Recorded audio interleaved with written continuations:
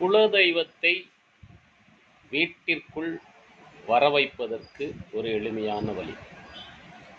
குலதெய்வம் தெரிந்தவர்கள் முனைமுறியாத விரலி மஞ்சள் மளிகை கடையில் கிடைக்கும், அல்லது நாட்டு மருந்து கடையில் கிடைக்கும். இதை வாங்கி கொண்டு போய் குலதெய்வம் கோயிலில் கொடுத்து சுவாமி பாதத்தில் வச்சு தர சொல்லி எடுத்துகிட்டு வந்து வீட்டில் ஒரு கிண்ணத்தில் கொஞ்சம் அரிசி போட்டு அதில் அந்த முனைமறியாத மஞ்சளையும் வச்சு கொஞ்சம் மஞ்சத்தூளையும் தூவிட்டு வச்சிட்டிங்கன்னால் அந்த விரலி மஞ்சளில் குலதெய்வம் வாசம் செய்யும்.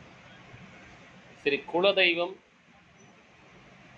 கோவில் வெளியூரில் இருக்குது, நான் எப்படி போகிறது, என்னால் போக முடியாது, அல்லது நான் வெளிநாட்டில் இருக்கிறேன், குலதெய்வத்தை எப்படி கும்பிட்றது, வெளிநாட்டில் இருக்கக்கூடிய வெண்ணுடைய வீட்டிற்கு குலதெய்வத்தை எவ்வாறு வரவழைப்பது, இப்படி சில பேர் கேட்குறாங்க வெளிநாட்டில் இருந்து. அப்போ என்ன செய்கிறது? இலுப்பை எண்ணெய்க்கு குலதெய்வத்தை ஈர்க்கக்கூடிய சக்தி உண்டு.